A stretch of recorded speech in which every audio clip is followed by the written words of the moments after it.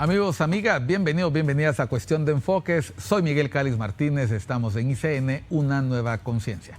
Nuevamente con ustedes para hablar los temas sobre los que se escriben los medios de comunicación, los que hacen portadas, los que hacen titulares y que usted sigue en nuestras redes sociales, las redes sociales de ICN, icn.digital.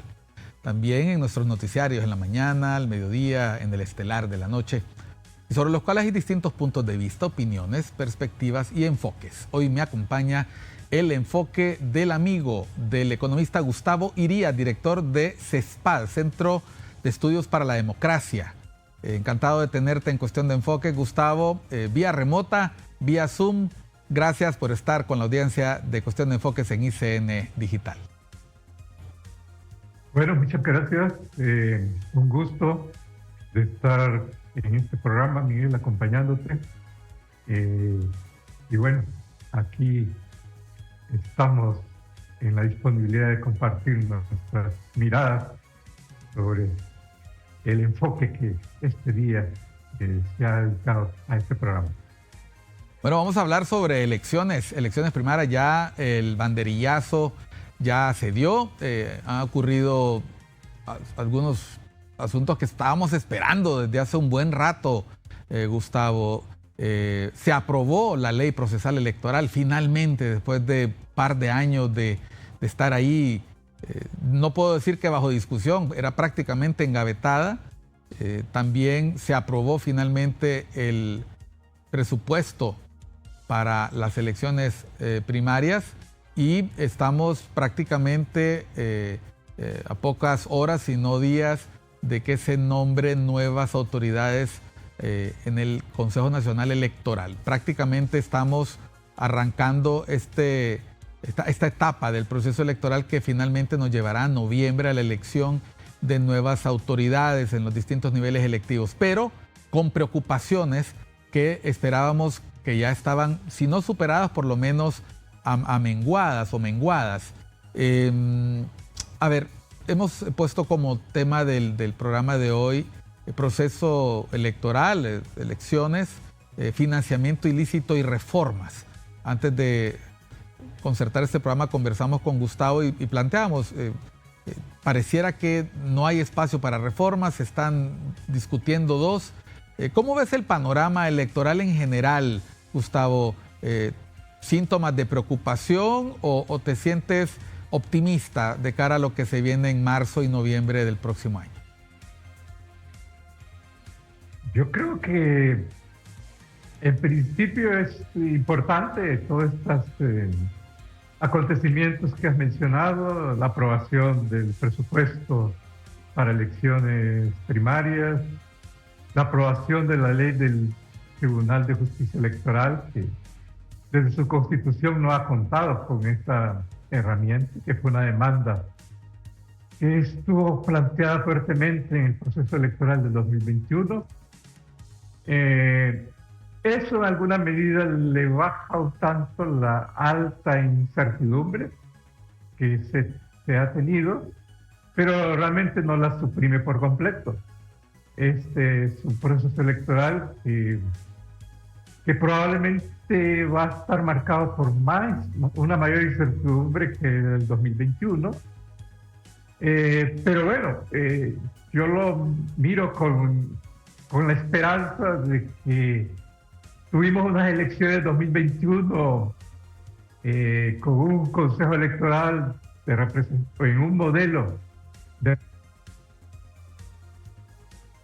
pero que pudo realmente asumir la independencia esperada en un órgano electoral que es el árbitro y que realmente tiene que actuar con independencia. En tal sentido,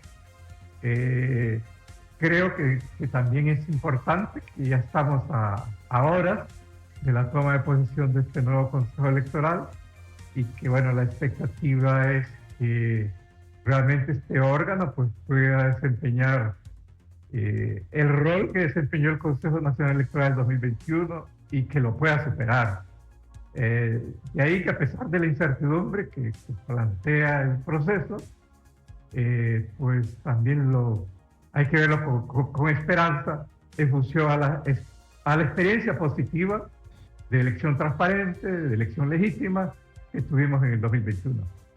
El CESPAD le da seguimiento como Centro de Estudio para la Democracia a varios aspectos de nuestro país relacionados con el funcionamiento de su democracia, la gobernabilidad, los derechos humanos, y las revelaciones de las últimas semanas. Es increíble cómo un video puede sacudir el andamiaje político partidario de un país y generar tanta incertidumbre, Gustavo, al punto tal que me pregunto si el anuncio de que hay muchos más videos, se habla de un centenar, puede tener el mismo efecto, precisamente porque vincule a otras personas independientemente de la fecha.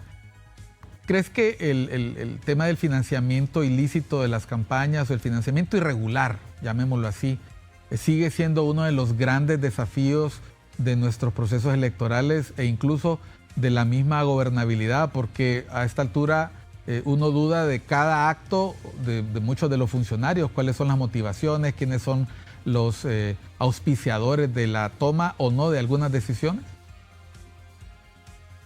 Es uno de los temas relevantes para asegurar realmente que tengamos elecciones efectivamente transparentes, auténticas. El tema del financiamiento, Miguel, afecta del financiamiento irregular al sistema político en su conjunto. Precisamente el narcovideo viene a evidenciar cómo precisamente es un asunto del sistema en su conjunto, principalmente de las tres fuerzas políticas más significativas en el país, y que nos dice pues que uno de los problemas precisamente de los procesos electorales hondureños es la corrupción política, y en el centro de la corrupción política está precisamente el financiamiento irregular, que ha sido evidenciado tanto en lo que tiene que ver con la actuación penal de la MASI, con el tema de la malversación de recursos públicos y su desvío para campañas políticas. Igualmente el tema del narcotráfico, que ha quedado bastante muy bien documentado en las cortes de Estados Unidos, especialmente de Nueva York. Y de ahí que, Miguel, nosotros tenemos un sistema, una ley incluso, que fue formulada, impulsada por la MASI, y que finalmente fue aprobada con el propósito de fiscalizar el financiamiento político electoral. Pero desafortunadamente esta ley se ha mostrado muy ineficiente para asegurar una política limpia, que era su propósito, para neutralizar la penetración de la corrupción y del narcotráfico. Y decir, Miguel, que incluso esta ley, y es algo que preocupa fuertemente a CESPAD, está siendo bloqueada en su aplicación, o más bien, fue una ley que se le despojó de la esencia misma para la cual fue formulada, y que recuerdas que fue una ley muy complicada para su aprobación, pero finalmente realmente quedó un instrumento que aseguraba esta fiscalización en términos de transparencia, de máxima publicidad, en términos de acceso a la información, en términos de la obligación de los partidos políticos de publicar información relevante sobre su financiamiento político, incluso los nombres y los montos de los donantes en cuanto al financiamiento privado, tanto naturales como jurídicos. Pero hay una resolución del 2018, la 086 del Instituto de Acceso a la Información, que declaró toda esa información en reserva, a solicitud del mismo pleno del comisionado de la Unidad de Política Limpia de este año. Y eso realmente prácticamente nos hace tener un instrumento, aunque en su formulación puede ser efectivo para la fiscalización de este financiamiento, pues está bloqueada mientras se mantenga esa resolución. Luego también hay desafíos en torno a mejorar esta herramienta jurídica, pero mientras no se anule esa resolución, pues realmente se le está anulando la fuerza para ejercer el control y fiscalización del financiamiento irregular, porque una reforma significativa sería darle potestad a esta unidad para iniciar investigaciones en coordinación con el Ministerio Público sobre movimientos irregulares que pudiera detectar en cualquier candidato o candidata que se presente en cualquiera de estos partidos, ¿no? Entonces,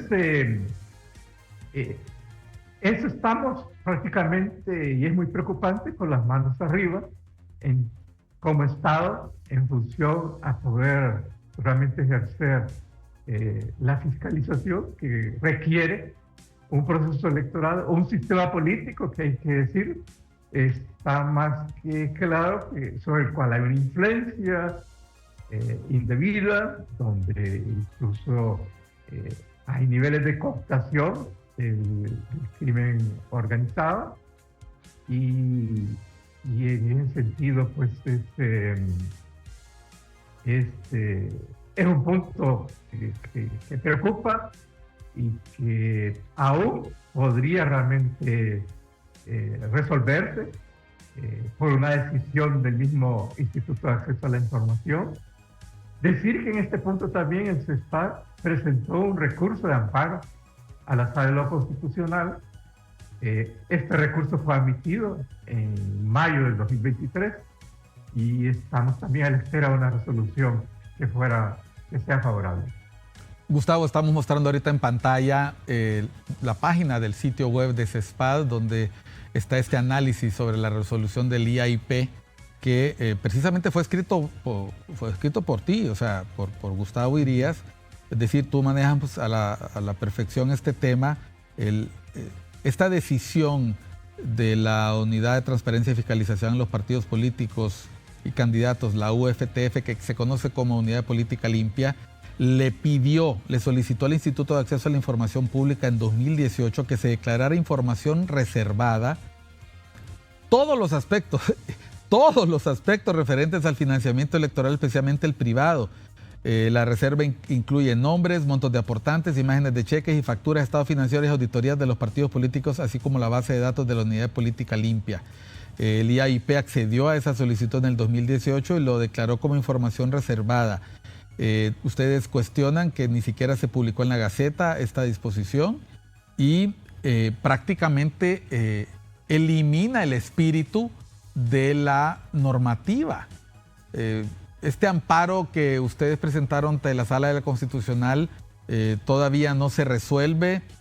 No debería, en el actual contexto en que nos encontramos ya después de un año, convertirse en un amparo prioritario para la nueva Corte Suprema en caso de que quieran responder de manera positiva al escándalo que se ha provocado al darnos cuenta que no solo estaba más que justificada la creación de la ley para el financiamiento de campaña, sino hacer que el órgano que se creó para ello finalmente tenga una razón de ser. Y te lo digo porque no lo sé en tu caso, pero yo no conozco hasta el día de hoy ninguna sanción que esta unidad haya hecho y ningún reclamo que se le haya hecho a nadie por haber sobrepasado montos de campaña, por haber incumplido la normativa, por haberse suplantado en algún momento los alcances de la ley. Sabemos que desde México vinieron autoridades a apoyar el desarrollo de esta iniciativa en el 2017. En ese tiempo trabajábamos muy de cerca con este tema y prácticamente luce como un elefante blanco, Gustavo. Sí, desafortunadamente, Miguel, la Unidad Política Limpia ha sido totalmente ineficiente en su mandato, precisamente, ejercer el control y fiscalización del financiamiento de candidatos y candidatas de los mismos partidos políticos. Y sí, tampoco nosotros conocemos que haya habido sanciones. Es más, hay que decir que en cuanto a los, digamos, a los castigos que había por no presentar reportes y que estaban establecidos en esta ley, fueron modificados por el Congreso Nacional en términos muy favorables a los partidos. Pero miren, el contexto que vivimos es más que claro. Es un contexto que está muy marcado, bueno, por todos estos juicios en la Corte. Bueno, tuvimos la condena de un expresidente de la República, vinculado pues al tema del narcotráfico. Luego pues ahora tenemos, tenemos cantidad, o bueno, no cantidades, pero importante, una representación importante de diputados, de exalcaldes, que también fueron condenados y condenados precisamente por el uso, por estar en la actividad del tráfico de drogas, pero que realmente esto se evidenciaba, es decir, las evidencias presentadas por la Fiscalía de los Estados Unidos era el financiamiento ilícito de campañas a cambio de favorecer este tipo de negocio.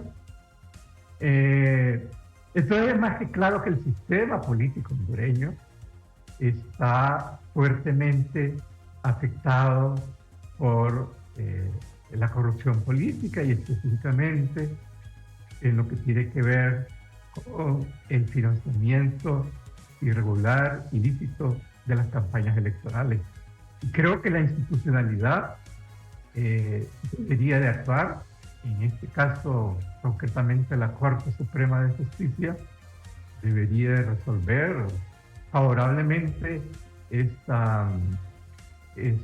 recurso que se presentó y restablecer los derechos ciudadanos que han sido pues anulados por esta resolución del Instituto de Acceso a la Información Pública, y que básicamente es el derecho ciudadano al acceso a la información y todo lo que implica pues este acceso a la información, al debate público, a la veeduría, auditorías vinculadas a estos procesos, es decir, procesos que tienen que ver con la participación de la ciudadanía en temas que son relevantes, como expresamente el tema de las elecciones, el tema donde se decide pues quiénes serán los que nos gobernarán y qué decisiones estarán siendo, quiénes estarán tomando las decisiones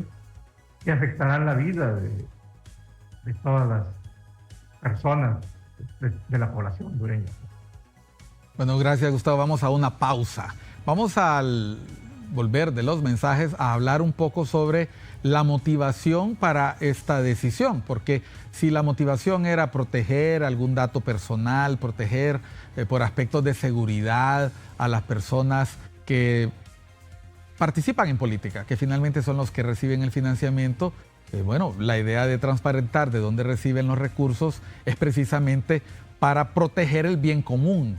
Si estamos protegiendo, en este caso, solamente la imagen de personas que finalmente atentan contra el bienestar colectivo, pues es de sopesar qué pesa más, si el bienestar de la ciudadanía, el bien común, o que se sepa de dónde vino el dinero.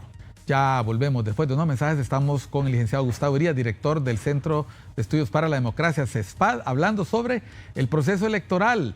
el financiamiento ilícito y las reformas electorales que no sabemos si vamos a tener finalmente. Ya volvemos después de unos mensajes.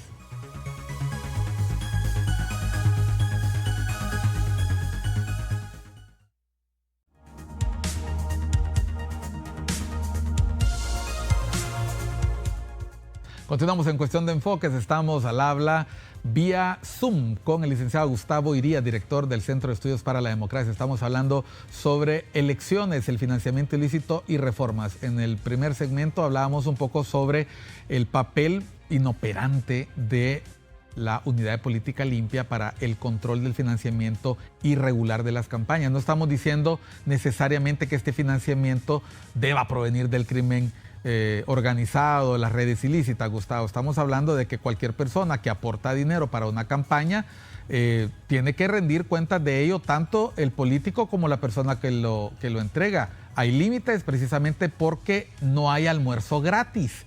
Y esa es precisamente la preocupación. Finalmente, las personas que son elegidas toman decisiones, eligen Corte Suprema, eligen fiscales, toman decisiones en el Poder Ejecutivo, toman decisiones en las alcaldías que afectan el día a día. Si tomamos en cuenta el balance entre lo que se está queriendo proteger por el Instituto de Acceso a la Información Pública, que casi siempre aducen razones de seguridad individual, de que no se debe conocer, pues, pero finalmente se trata de solamente poner a disposición de la ciudadanía la información de las cuentas que se abrieron para el propósito de hacer política, ¿es correcto? Así es, y mira, dejaste al cierre del anterior segmento, planteaste dos cuestiones que son claras y que probablemente tienen que ver con lo que mencionaste en términos de la motivación. ¿Cuál fue la motivación para esta resolución? Pues nosotros no encontramos ninguna motivación. Es decir, uno de los cuestionamientos que tenemos es que la resolución del IAIP no está motivada y dentro de esa motivación tuvo que haber considerado lo que acabas de mencionar, la relación de costo-beneficio de una decisión de esa naturaleza. Nosotros entendemos que cuando se habla de protección de datos, se habla de protección incluso de datos personales para asegurar la seguridad de las personas, y eso está pues claramente establecido en la ley. Pero en el caso del financiamiento político, estamos hablando que son aportaciones voluntarias. Es decir, si hablamos de financiamiento privado, tanto las personas naturales como jurídicas aportan porque tienen pues, porque lo quieren hacer y lo hacen voluntariamente. Y en ese sentido, como en este caso, no podría como justificarse que esos datos deban de ser protegidos. Estamos en el marco de una democracia y precisamente los objetivos en todos los países del control del financiamiento electoral tiene que ir vinculado al tema de la transparencia, la máxima publicidad. Y como insisto, son aportaciones voluntarias, así que quienes aportan deben de asumir pues, costos también de una u otra manera de rendir cuentas de sus acciones ante la ciudadanía. Están financiando partidos políticos, están financiando pues, procesos electorales y están involucrados y ese financiamiento tiene implicaciones en lo que será la conformación de gobierno, es decir, donde se decidirán pues, las políticas, se decidirán los marcos jurídicos, donde se decidirán pues, realmente el quehacer fundamental de un gobierno que, como digo, siempre tendrá una implicación en lo que tiene que ver con las vidas de las personas en general, de los grupos, de diversos grupos sociales, especialmente grupos en situación de pobreza, que es la gran mayoría, pues excluidos históricamente. Y mira, Miguel, para terminar esta participación, el financiamiento ilícito o el financiamiento electoral, que puede ser lícito o ilícito, y se vuelve ilícito en el sentido de que no es registrado, precisamente es un aporte no registrado, pero realmente nos lleva a una, digamos, distorsión terrible de la democracia, porque finalmente los intereses que pueden terminar imponiéndose son los intereses de grandes corporaciones e intereses de grupos criminales. Y precisamente por eso es esencial el control del financiamiento político, electoral. De ahí la importancia relevante de una unidad de política limpia, pero desafortunadamente en el país esta unidad hasta ahora tiene una deuda enorme con la democracia, con la ciudadanía, ¿no? Gustavo, cuando estabas hablando decías transparencia. A mí se me vino la imagen mientras mencionabas eso de lo contrario, la opacidad. Es como que la unidad de política limpia le hubiera polarizado los vidrios a la campaña, es decir, para que nadie vea lo que hay adentro. Cuando nosotros vemos el narcovideo, quedan en evidencia tres situaciones. La primera es que hay ingreso de dinero a las campañas que no queda registrado en una cuenta bancaria. Que yo no me imagino a ninguno de estos pseudoempresarios, como los catalogó a empresarios, vamos a llamar empresarios, como los catalogó el señor Zelaya o el señor Funes de Tocoa. Nos reunimos con empresarios, pero este dinero, por la forma en que se está hablando ahí, en caso de que se haya entregado, está claro que no se trasladó ni con una transferencia bancaria, ni con un cheque. Es evidente que ese dinero no se iba a entregar de esa manera. Segundo, se habló de aportaciones en vehículos para campañas. También es un detalle interesante el hecho de que las personas que quieren colaborar con una campaña aportan medios de transporte, aportan logística. Y en medio de todo el debate sobre esto, trascendió en otro reportaje, en otros medios de comunicación, préstamos hasta de helicópteros para campañas. Cuando nosotros vemos el estilo, el estándar de vida de una persona que ha pasado por un cargo público y vemos que no se corresponde a los ingresos que tenía, sabemos que puede haber presunción de enriquecimiento ilícito. Esa es la forma en que el Tribunal Superior de Cuentas y antes la Contraloría y la Dirección de Probidad Administrativa podían establecer, a partir del principio de renta presuntiva, si una persona, el estilo de vida que tiene se correspondía a sus ingresos. Pero aquí pasa exactamente lo mismo con las campañas. Si vemos los montos que se gastan en propaganda, que se gastan en publicaciones, en anuncios, en movilizaciones, para que la gente lo tenga un poco claro, la unidad de política limpia es ni más ni menos que una unidad auditora. Es decir, establece controles y luego verifica si las cuentas corresponden con lo reportado. Esto parece sencillo. ¿Por qué tanto problema? Tú vienes del área económica, contable, si lo que hay que presentar son reportes. Este es trabajo. Queremos darle trabajo a las personas que no tienen trabajo, experitos mercantiles, contadores, etcétera. Es una excelente oportunidad no solo para brindar trabajo, sino para lavarle la cara a la política. Deberíamos de estar discutiendo eso como una reforma en este momento, porque yo entiendo que el Congreso Nacional habla de la transparencia en el acto del escrutinio, en el acto de la transmisión de resultados, que también es algo importante, pero ese es el paso final. Si antes todo está opaco, de nada sirve que se haga todo este ejercicio el día de las elecciones si el proceso viene manchado. Sí, definitivamente.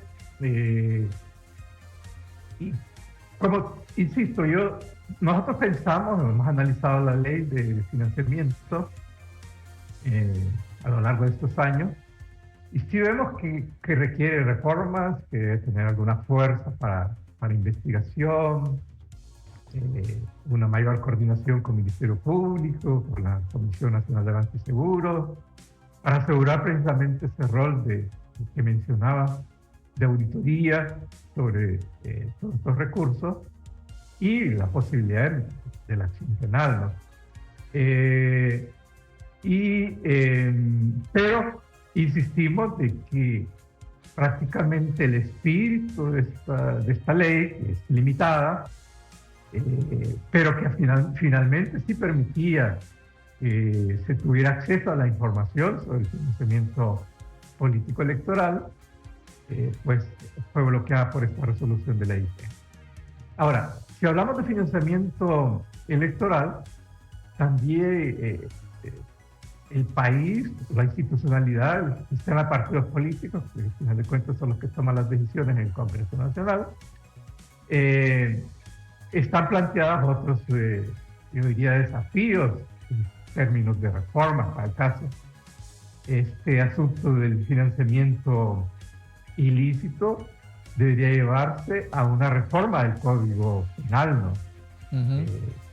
Debería ser una figura que considerada como delito, ¿no? Que sea punible, sí.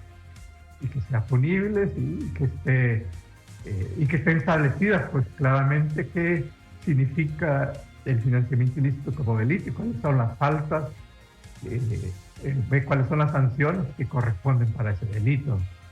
Por otro lado, Miguel, es importante también centrarse, considerando este contexto, tú bien lo relatabas, también es importante, tanto por el narcovideo, tanto por los juicios y las sentencias que ha habido en Nueva York, tanto por lo que dejó en evidencia la MAFI en función a las redes de corrupción público-privada que existen en el país, y cómo en los casos, para el caso Pandora, narcopolítica, corrupción sobre redes o recursos terminan siendo destinados para el financiamiento de campañas políticas. Es importante el tema de la autodepuración de las candidaturas de los partidos políticos, y en ese sentido las elecciones primarias deberían de ser clave.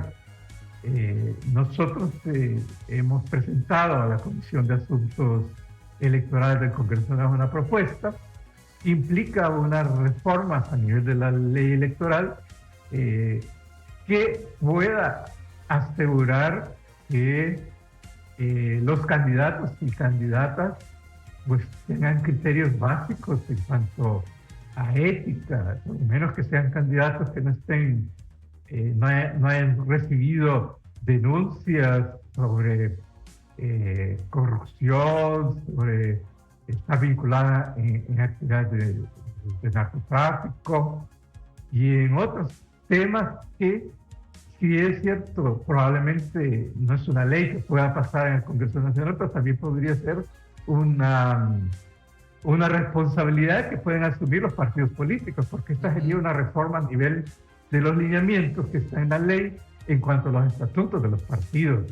Pero los partidos por sí mismos podrían decidir autodepurarse y podrían mostrar una voluntad pues, hacia una mayor transparencia y sería un signo importante en cuanto a depurar, a asegurar pues que realmente las personas que llegan a gobernar el país, a ejercer una función pública, realmente están aptas éticamente para cumplir con esa función, y que no sigamos teniendo lo que hasta ahora hemos observado, lamentablemente, cantidad de funcionarios políticos vinculados a actos de corrupción y vinculados a las actividades de narcotráfico. Yo creo que como país tenemos este gran desafío, este reto de cómo podemos enfrentar esta situación que atraviesa el sistema político, que atraviesa nuestra democracia, y debemos de impulsar acciones no solo desde la sociedad civil, desde los mismos partidos políticos, para realmente pues, avanzar en términos de transparencia, dejar esa cultura de opacidad que ha caracterizado al sistema político nuestro, al comportamiento de los partidos políticos y poder ir avanzando en construir una democracia de mayor calidad. Bueno, Gustavo, vamos a una pausa. Al volver, tal vez podemos conversar, gracias por retomar el tema del primer segmento, efectivamente, la importancia de la normativa, y acá me viene a la mente, para que lo hablamos en el tercer segmento, uno de los propósitos también de esta ley que crea la Unidad Política Limpia era evitar el uso de los recursos públicos en las campañas. Recordemos que buena parte del debate de la creación de esta ley es por el escándalo del Seguro Social, que se utilizó en la campaña del Partido Nacional. Y sabemos que en las alcaldías, que a nivel de gobierno central, existen limitaciones y prohibiciones hasta el tiempo en que se puede inaugurar obra. Vamos a ver si con una ley desdentada, con una ley sin fuerza, podríamos hacer frente a eso, que sigue siendo un desafío y que por la víspera se conoce la fiesta, porque hasta ahora lo que hemos escuchado como excusa es: si los otros lo hacían, si los otros podían, ¿por qué nosotros no podemos también? Ya volvemos después de unos mensajes con el licenciado Gustavo Irías, director del Centro de Estudios para la Democracia, hablando sobre elecciones, financiamiento ilícito y reformas. Vamos a hablar de otras reformas también, para que no se nos queden en el tintero, porque finalmente necesitamos fortalecer nuestros procesos electorales y el reto está, como lo has dicho, no solo en los partidos, sino en la ciudadanía. Ya volvemos.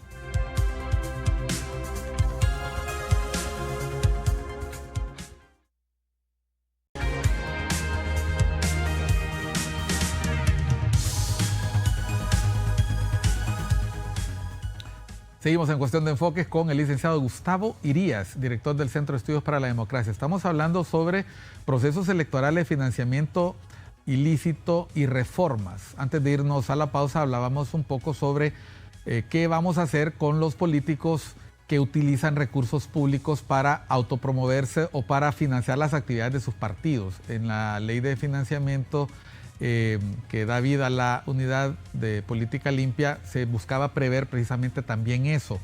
Sin embargo, hay otras reformas que quedan, que están sujetas a conversarse, que no permiten hacer un adecuado seguimiento de lo que hacen nuestros políticos. Gustavo, prácticamente no se rinde cuentas de nada. El Congreso Nacional es un gran órgano que no rinde cuentas.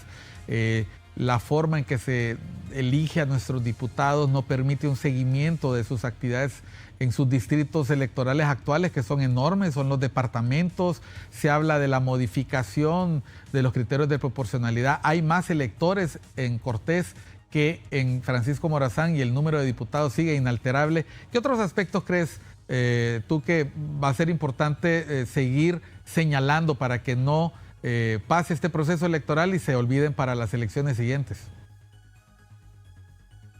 Sí, me parece que has mencionado el tema del uso de los recursos públicos, que está regulado en esta norma, y que en términos de tiempo, ¿no?, se establece un plazo de tiempo que no se puede hacer en el marco de la campaña, pues utilización de inauguración de obras, propaganda gubernamental que promueve precisamente los proyectos, los programas que el gobierno tiene planteados.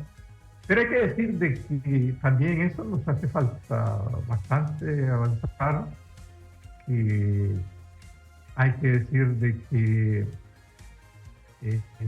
el clientelismo político es un factor estructural del sistema político, y que definitivamente eso no va a dejar de existir de la noche a la mañana. Creo que, como lo vimos en el pasado, lo vamos a ver en el presente, y es aquí donde realmente vamos a un elemento más de fondo, Miguel, que es el tema de la cultura política. Necesitamos transformar la cultura política que cruza a todo el sistema y que precisamente es una cultura que hay que decir está caracterizada por la opacidad, por la...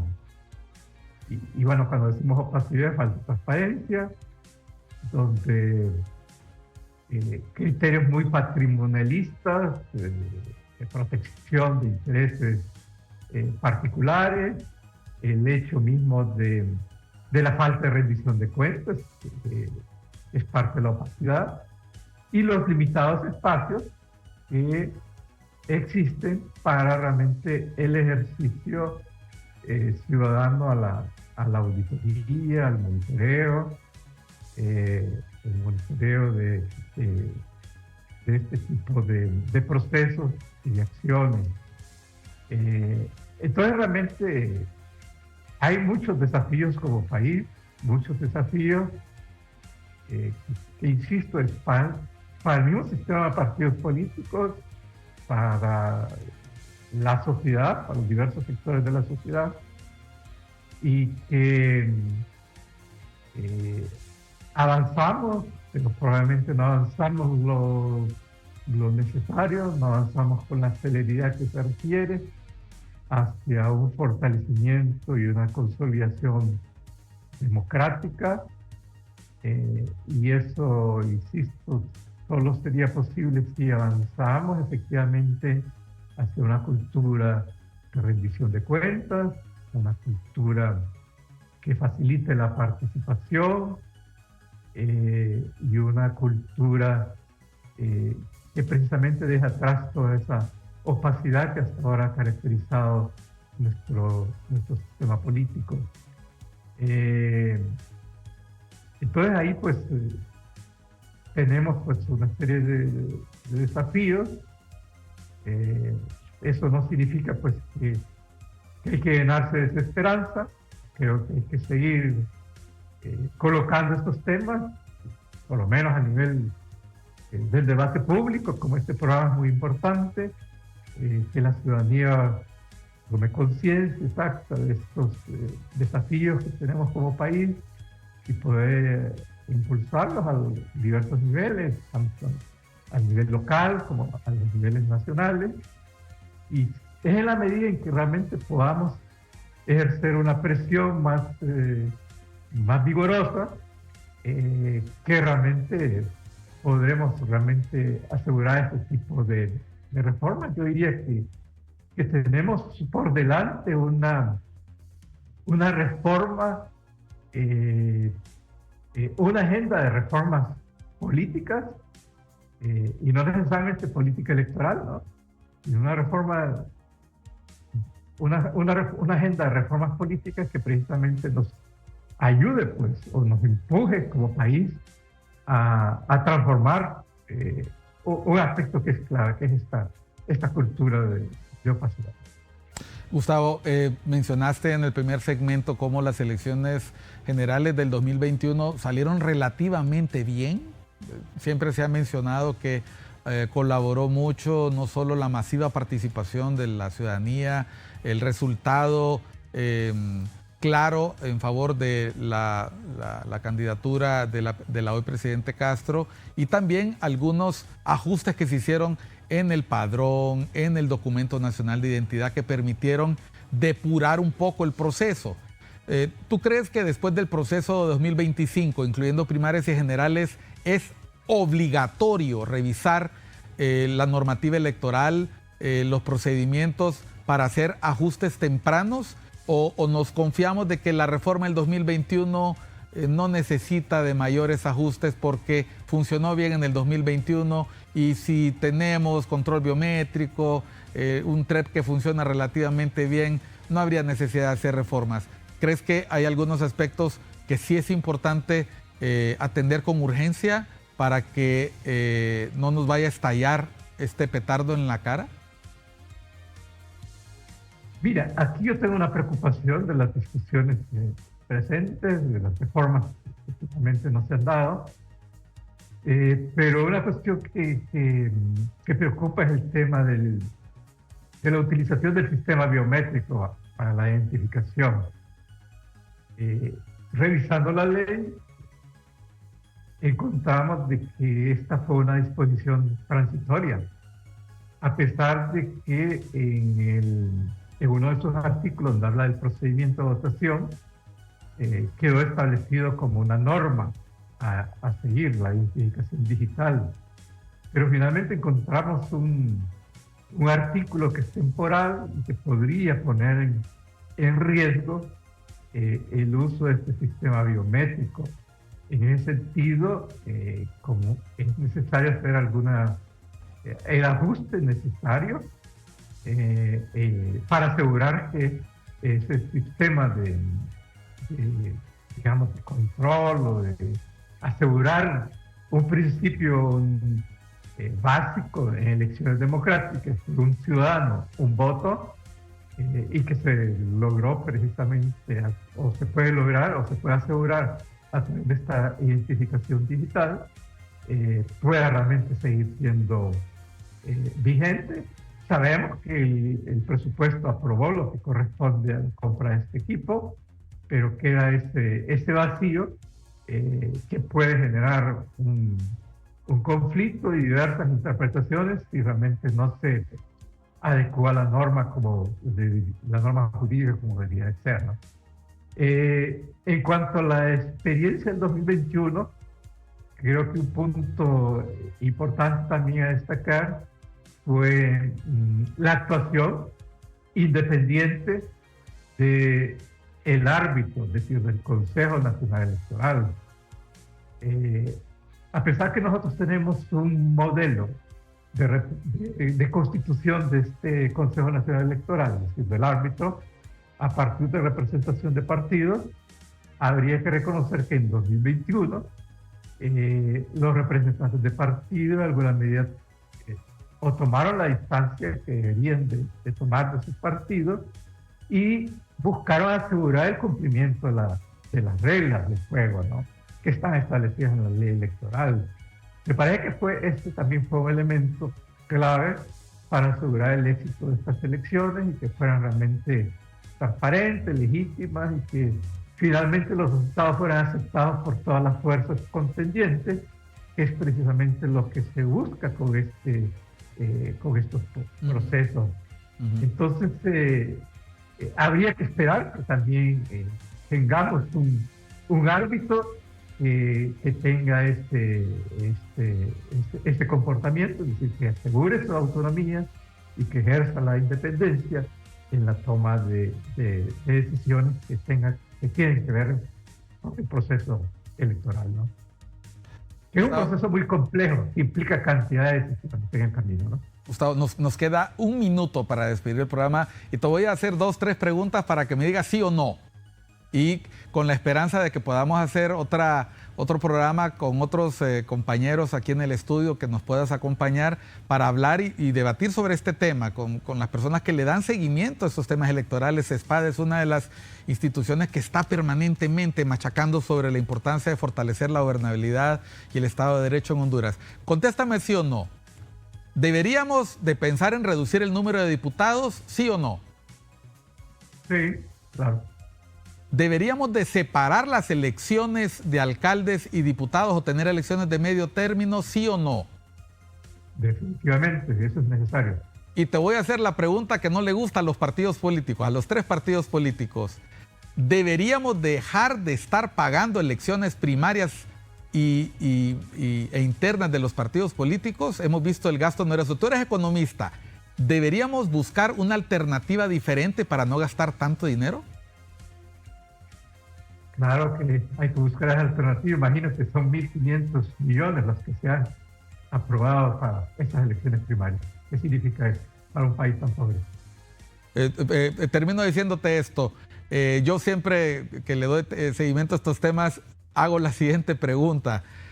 Uno ve todas las maletas electorales y la primera pregunta que se me viene a la mente es, en una época en que tenemos que cuidar el medio ambiente, tenemos que reciclar, ¿cuánto de ese papel, cuánto de ese material realmente se recicla? ¿Cuánto de lo que se utiliza en un proceso electoral se recicla y se puede volver a utilizar o puede utilizarse en una escuela, y me quedo pensando que este país no está para hacer derroches y más bien está para hacer muchos ahorros y reformas. Gracias, Gustavo, por tu participación. Muy contento de haber podido concretar finalmente la comparecencia, y te extiendo la invitación para que hablemos en un grupo más grande, en un programa mucho más centrado en estos temas, para que quede como evidencia de que la preocupación se plantea antes y no cuando ya el agua está al cuello. Gracias, Gustavo. Con mucho gusto, Miguel, y gracias por la invitación. Saludos a los amigos y amigas de CESPAD, Gustavo, y gracias a nuestra audiencia que nos ha acompañado hoy en Cuestión de Enfoques. Soy Miguel Cáliz Martínez, siga disfrutando de la programación de ICN, Una Nueva Conciencia.